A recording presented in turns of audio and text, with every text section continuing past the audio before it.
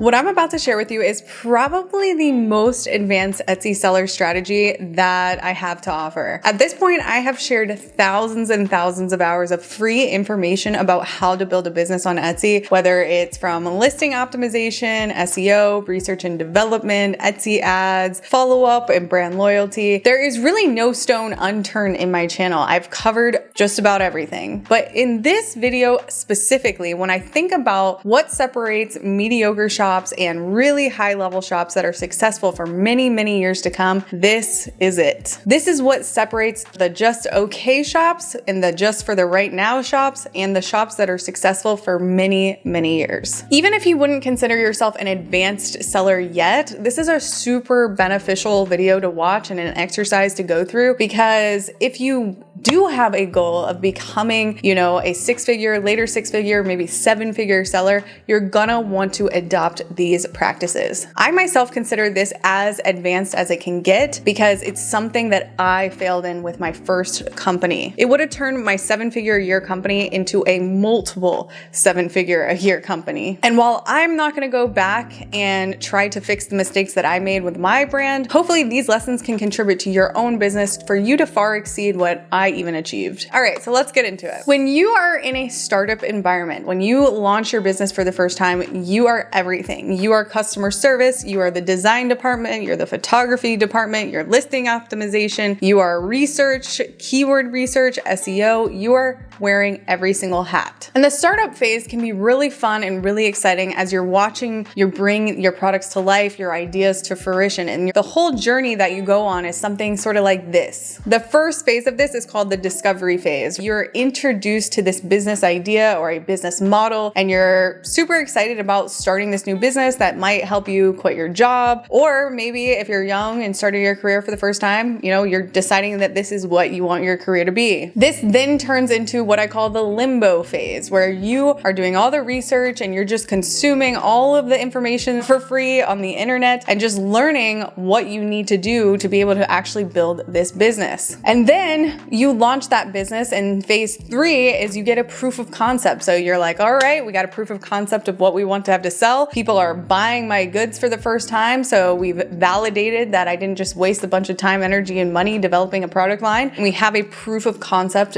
of the business model. And then on the back end of those sales, you have to fulfill these orders. And that is another additional time and energy that goes into your workday. And this is the fulfillment/scaling period. All of the while, all of these things are happening. The biggest thing that is working against you as a CEO, as an entrepreneur, is your time. And so by the very nature of this, the default, or what becomes the default of our workday, could look something like this. 9 a.m., keyword research. 9:20, got distracted, started doing some competitor analysis. 10 a.m., customer service. 10:30, fulfillment. 11 a.m., back to customer service. 11:30 a.m., back to fulfillment. 12 p.m., office organization and organizing your inventory. 1 p.m., photo shoot. 2 p.m., editing photos. 2:30, designing a new product because you just thought of a new design. 3 p.m., back to keyword research on listings that you were trying to launch this morning. 3:30, customer service. 4:30, rushing to the post office before it closes to mail out your orders. 5:30, customer service. 6 p.m., back to some listing optimization from the product that you were trying to launch earlier. And so your workday starts to look like this reactionary schedule where you're just doing things on a whim as ideas are coming to your mind, or things are getting thrown at you, or customers are dragging you in one direction or another direction. And it just becomes a very reactionary day, and then week, and then month over month. And again, if your workday does look like this currently, you're not crazy. And this has served you to a certain point to get you where you are. And I certainly did not understand or even know what I'm about to explain to you existed. And again, this would have changed everything for me if I had a mentor or a coach that sat me down and explained to me these principles. So whether you're aware of it or not, different tasks in your workday require different energy, a different level of thought, a different level of creativeness versus your logical mind. And when we leave our days up to this type of randomness that then leads to a lot of mismanagement of our time and where our actual efforts are going. It can lead to us only focusing on the parts of our business that we enjoy doing instead of the things that actually need to get done. This unknown day can also lead to us saying yes to different business ventures, and then all of a sudden we have one shop, and then tomorrow we have 5 shops that we're all kind of managing half brokenly at the same time. You switching from creative tasks or to logical tasks. This also leads to a lot of downtime because you randomly switching from task to task to task, it takes like 20 minutes for your mind to fully get engrossed into that new task. So just the switching from like the creative task to the logical task creates a lot of lost time in between those tasks. And finally, it just leads to a lot of overwhelm because you look at your workday and you're like, wow, I just worked 12 hours, but what did I accomplish in those 12 hours? And guys, I'm speaking straight from experience when it comes to this wholeheartedly. And the root cause of this, like how did we get here, is because we ultimately never took a step back and define where did we want to go in the first place. Moreover, what is the action plan to achieve that exact goal or vision of where we want to be? And without doing this exercise, there is no room for accountability to make sure that you actually get there. And the hardest part, I'm going to tell you right now, the hardest part about all of this is that as a solopreneur, you're your own accountability. You have no boss looking over your shoulder saying, hey, stay on task. Hey, you have to meet this quota by this time. You're your own boss. So the discipline that's involved with really achieving something great is not easy. Otherwise, everyone would do it. And I'm going to tell you right now, truthfully, if your goal is to one day build yourself or build your company to a point where you can remove yourself from certain tasks, you will need this vision and this goal in place because there is actually no way for you to lead and be a true leader if you don't yourself know what direction you're going within your own company. But not to worry, in this video, again, we're going to go step by step on how to actually achieve this. When you have clear goals and a clear definition of what needs to get done to achieve those goals, it leaves out any room for variable on what your day-to-day is supposed to look like. Better yet, it keeps you focused and a blind eye to not getting distracted with anything else when there's a clear finish line you're chasing after. Now, the worksheet that I'm about to share with you, I just want to be honest, I didn't invent this. I've actually have had to pay mentors myself to learn this stuff. This is not something that I'm taking ownership of. It's something I'm going to link below that you can download for free. What we're about to go through is something called a vision traction organizer. Now, again, this is something from a book called The Entrepreneurial Operating System. And even if you don't have employees today and you're a solopreneur, this is going to unlock your mind to the potential of what a business, like a true organization, looks like on the highest level. And I'm just showing you one part of this book, but I really encourage you to actually go read this book. All right, so now I'm going to share on screen with you this vision traction organizer, and you can look at some of the answers that I gave. And these are in the early stages of launching a new shop,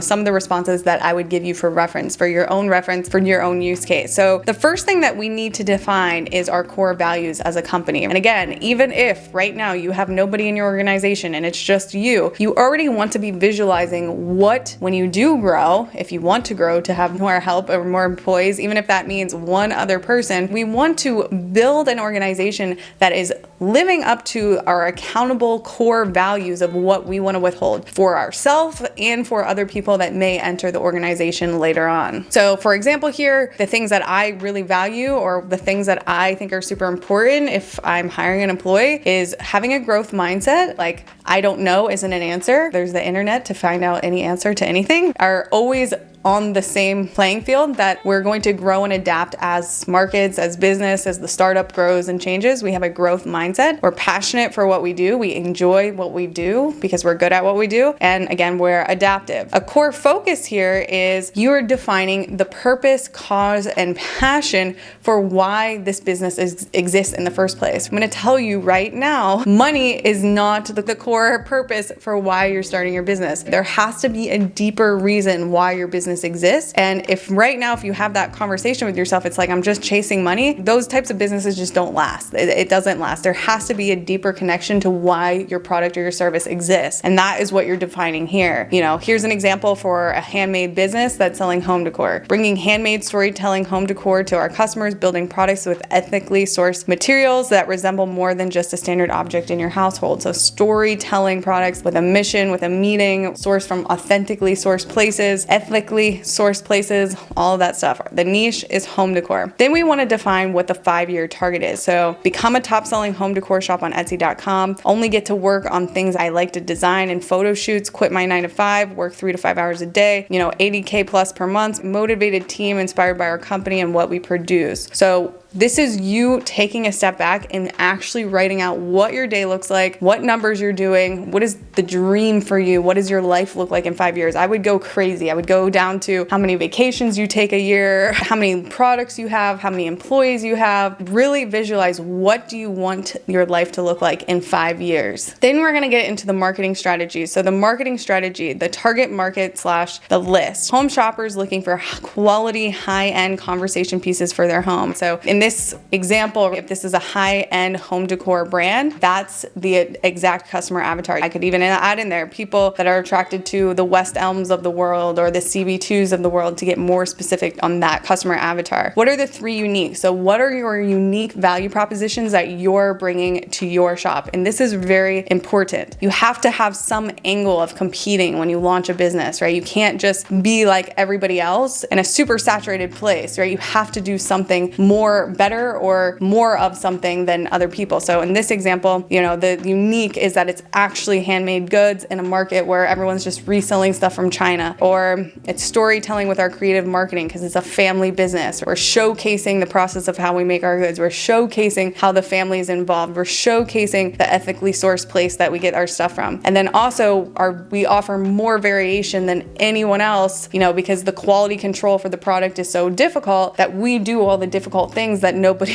wants to do. So we actually can offer more colors, more sizes, more variation than other brands. Then it comes down to the proven process. So what is the proven process for you for making sales? This is actually what I wrote here is actually true for most Etsy shops. The proven process is that you have to have a consistent inflow of new product launches happening. If you want more money, you launch more products. Once you hit a market cap for a certain product line, you then expand into cross different categories. So if you're in home decor and you're selling curtains and you max out your potential in the curtain space for the curtain customer avatar, then you can cross over into the wall art. And now you cross over into attracting potentially repeat buyers from your current list or new buyers searching specifically for wall decor. And then also, of course, ads optimization and our follow-up process. And guys, if you're really early on and you need more help with this, make sure you go to the link in my description because I have a full all-in Etsy masterclass and community that if you have any questions on any of the things I'm talking about here, that course and that community not only is going to support you, but it's going to take you through every single part of this journey of how to do these things for your business. So in conclusion here, your proven process is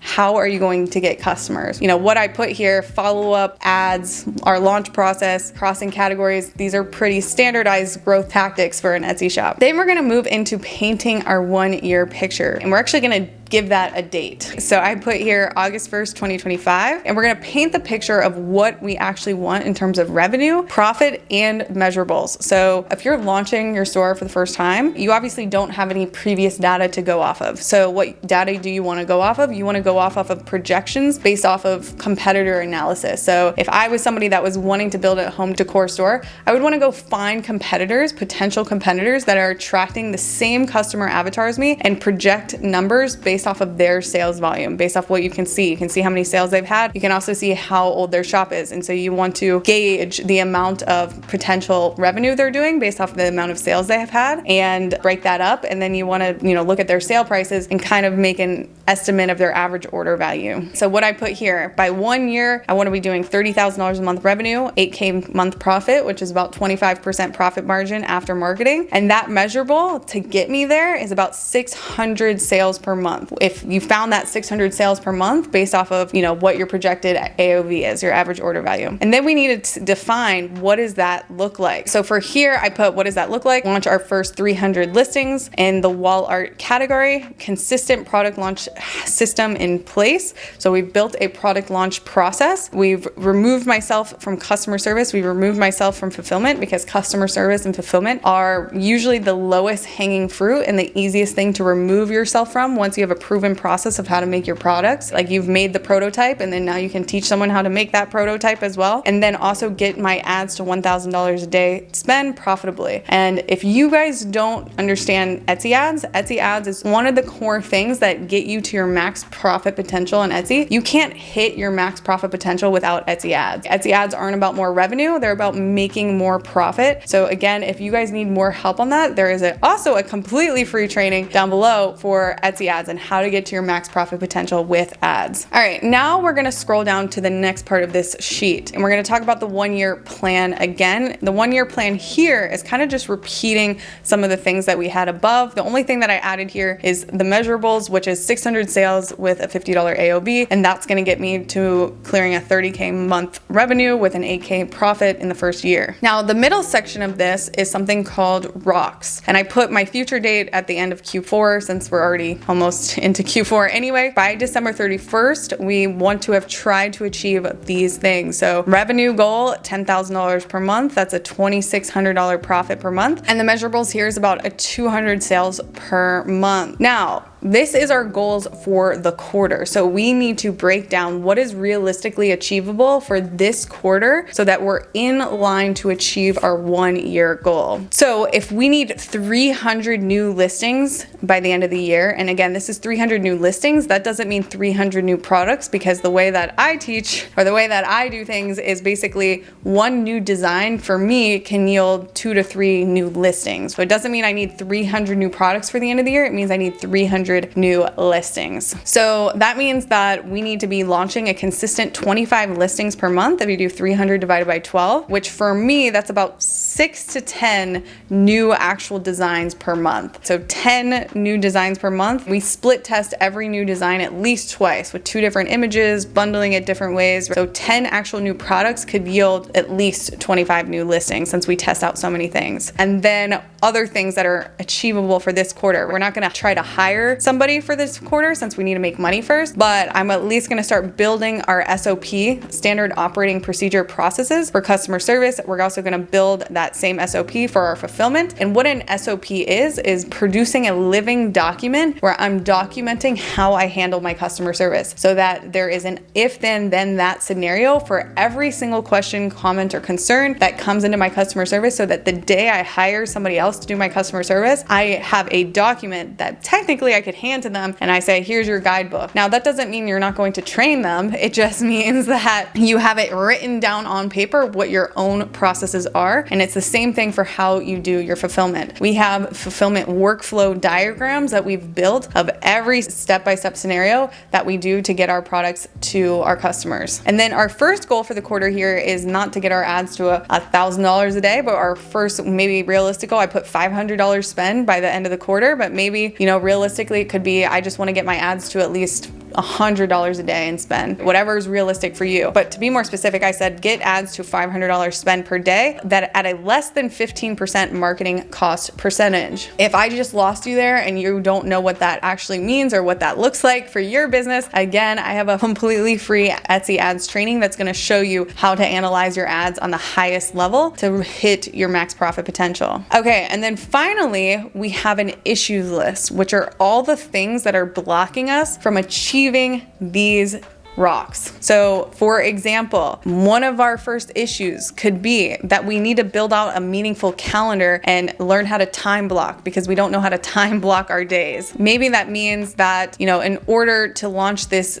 first collection of wall art, we need to go source a wholesale wood framer because we need wood frames to make our product. Or maybe first that means I need to design our 10 initial prototypes. Maybe that also means I need to learn product photography because I've never done product photography before. And so we really, when it comes to our issue list, we really want to pull back the layers and really think about what is really the first step here? What is that first step? And let's write that down. And this issue list then becomes the main rocks or the main pillars of our calendar that are going to get baked into our days, our weeks, and our months for the entire quarter. And we're going to then schedule these things out first by a priority list, like what actually needs to get done first, second, third. And we're going to going to give ourselves enough time, and we're going to put these big issue lists on our calendar. So the outcome of this is that your calendar looks something like this. You have all of your major rocks filled in with their dedicated deadline, and you want to give yourself a realistic deadline of what it takes to complete. So maybe after you make your first initial 10 prototypes, because you've never done product photography before, maybe it's going to take you 2 weeks just to learn product photography. And a considerable amount of your time and effort is only focusing on that. Now, of course, there's things that you have to do every single day, like customer service, fulfillment. There's standard things that have to get done. And so those things are gonna get put as your pebbles or the in-between your rocks of your calendar. But when you're deciding on where you're going to time block out these other tasks, you want to consider this, your energy. So remember, different tasks require different energy inflow or outflow. There's things that we do in our workday that gives us energy, and then there's things that suck our energy because we don't like doing them. And usually customer service and fulfillment, or at least for me, are those two things. They take me out of my creative flow and are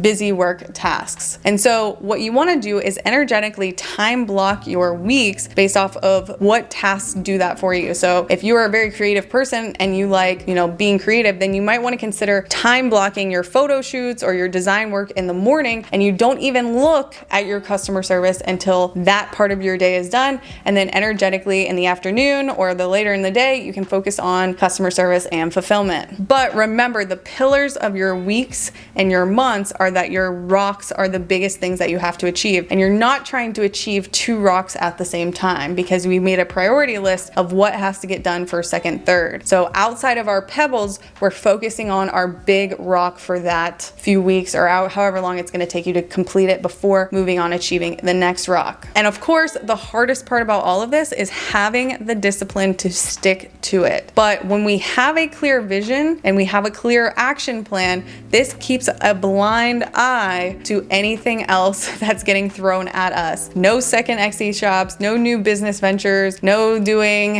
anything crazy, because we know that what we need to follow to achieve our 1 year and our 5-year plan. And as you start approaching the end of the quarter, we're going to set up our rocks for the next quarter. And that next quarter, the first rocks that are going to exist in that next quarter are any of the rocks that we couldn't complete from the previous quarter. So I would say about 30 days before that next quarter ends, you already are planning out your rocks for the next quarter. Guys, this is probably the most difficult thing. The most difficult thing about business isn't the actual thing that you're doing. It is, in my opinion, overcoming yourself, or at least that has been truth for me. So really acquiring the discipline to stay true to really what you're trying to achieve. But you can't do that if you don't even know what you're trying to achieve in the first place. I really, really hope you enjoyed this video. Remember, all the tools, free trainings, our community, our course are all linked below this video if you need further help. Thank you so much for watching and staying until the end. Bye guys.